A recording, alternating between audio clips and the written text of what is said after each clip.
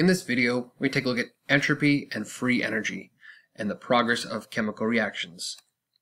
So free energy is energy that is able to do work. So not all energy that's released, like in an exothermic reaction, is useful energy. In a car, as those reactions are being set off inside the pistons, making the pistons pump, which turns into mechanical energy to move your car, a lot of that energy is wasted and released as heat and not able to be used to actually make the car do any work, to actually make the car run and get you from point A to point B. So the free energy is the energy that is there that allows one to be able to actually do work with. In your car, again, it's only about 30% efficient. A lot of the energy that is being released through the combustion of octane is being wasted. However, don't fear, most machines are pretty inefficient. Certainly not 100% efficient, that's impossible. So 30% efficiency still beats out having to walk from place to place. The spontaneous part of reactions has to do with, is that reaction a favorable reaction? Does it actually go through and happen? Lots of reactions that you could write in theory and balance out don't actually occur in nature because it's not a favorable reaction to take place. So spontaneous has to do with, is that a reaction that will go forward and the reactants will turn to products? Otherwise, it is a non-spontaneous reaction. Spontaneous doesn't mean fast, it means it will occur. Those other ones that don't occur, again, you can kind of do things to them, put work into them and make those reactions happen, but they're not something that's favorable on its own. So again, spontaneous reaction favors making products, releasing free energy, releasing energy that's able to do work. Non-spontaneous reactions, therefore, do not favor making products under given sets of conditions. And you can, again, manipulate those conditions to then make that now a new favorable reaction, which we'll look at in a little bit. So again, spontaneous does not mean it happens quickly, again, like a firecracker or like dynamite. It's just one that will go. So plants that decay slowly over time, that is a spontaneous reaction because it does occur. Same thing with those plants that now that have died turning into diamonds. Again, a really long, slow process, but it is a favorable process as slow as it happens. Those unfavorable ones, again, we can then change the conditions from which they are currently in and then turn them into now favorable conditions for that given reaction to now go ahead and make products. So entropy is the measure of the disorderness or the chaoticness for a given system. And more entropy, more disorder, more chaotic mess is favorable for a given system. They like to move to smaller sized particles and in a bigger mess. They don't like to be in a solid state where they are locked into fixed positions. They like to be in a gaseous state where they're spread out in a bunch of smaller molecules.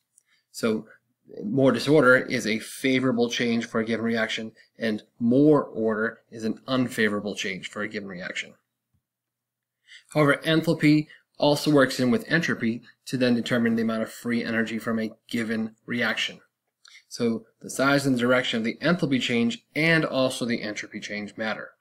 If it releases free energy, therefore it's going to be negative, it gives off free energy, energy that's able to be used to do work, then that's going to be favorable for that reaction to happen. It's going to be spontaneous for that reaction.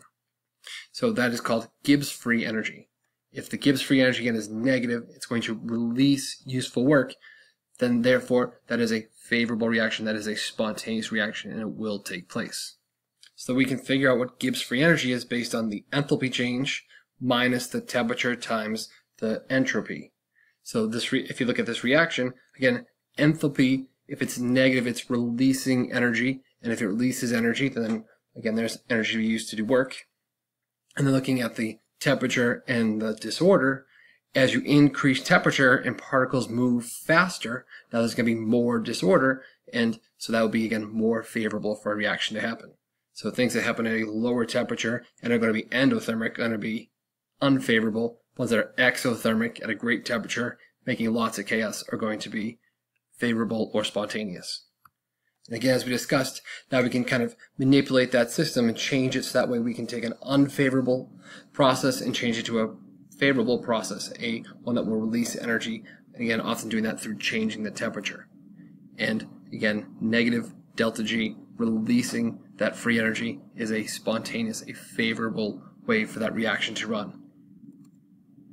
Rate laws. How quickly a reaction happens depends on the concentration of the reactants, because those reactants need to be able to interact with each other And the more reactant there is to interact, the more likely a reaction is going to happen, and the quicker that reaction is going to take place. So for a given reaction here, we look at A changing into B. We can look at the rate in terms of the rate at which A changes over the change in time. So how is the concentration of the reactant changing relative to the amount of time that it is taking place in? And so the rate for a reaction that is proportional to the product of that concentration, so look at A, so again those brackets mean concentration, we can use a constant K, which comes off a chart for any specific constant, and for any one-step reaction rate we can very simply figure out what is the rate law for that reaction. If K is large, then therefore it's going to go very quickly, and if K is small, then it's going to go very slowly. And for these rate reactions, we have what's called an order, and it's just basically to what power is each of the concentrations raised to. As I double the concentration of one of the reactants, what effect does it have on the overall reaction rate? If I double a reactant and it doubles the rate, then there's that first order, it'd be raised to the first power. But if I were to double a concentration of the reactants and it were to quadruple the rate, then that's second order because it'd be squared. And basically, and the rate is just adding up the power of the exponents from that rate law. In a first order reaction, the rate is again directly proportional. As again, if I double the concentration, it will double the overall rate. Again, a second order would be one where if I double a concentration, it quadruples. And a third order would be one if I were to double a concentration, then it's going to have it 8 times faster. So looking at that rate law expression, we can look at the reactants again. We don't really care about the products that aren't going to affect how quickly it's going to go, just those reactants.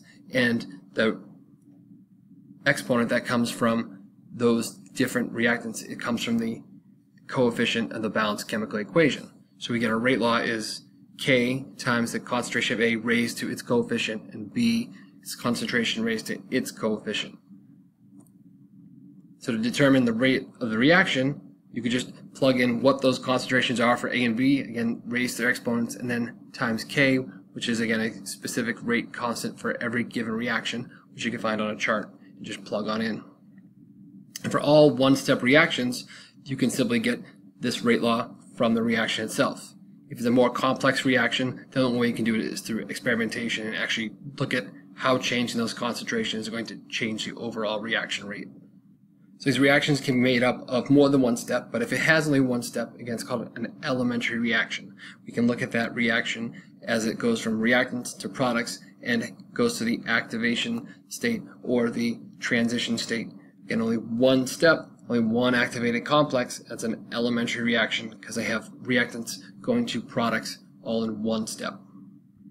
Other reactions get a little bit more complex. It's a string of elementary reactions. It can be 2, 3, 4 different reactions all taking place together, and all those little elementary reactions that come together is called the reaction mechanism. How they all fit together, kind of like a machine, and how those reactants eventually will turn into products going through a few different other little steps. And we can look at that progress throughout a graph, and we see there's multiple peaks. You have the activated complexes, but also then between two different activated complexes that aren't really an actual reactant or product, and it's kind of this in-between, we call it intermediate, where now my reactants have changed to this intermediate, so now they can again change into the product. And most intermediates are not anything that is actually stable. You can't actually pull that out of the reaction and have it be a substance on its own. They last for a very little period of time, much like that of the activated complexes. It's really there for just a split second at a time as it is able to rearrange and then react again to change into the products. You wouldn't even know these exist looking at that chemical equation, because when you write out the chemical equation, you just write the reactants that you begin with, and the products you finish with, and you can list out the intermediates again, because it's not really an actual substance that you would put your hands on.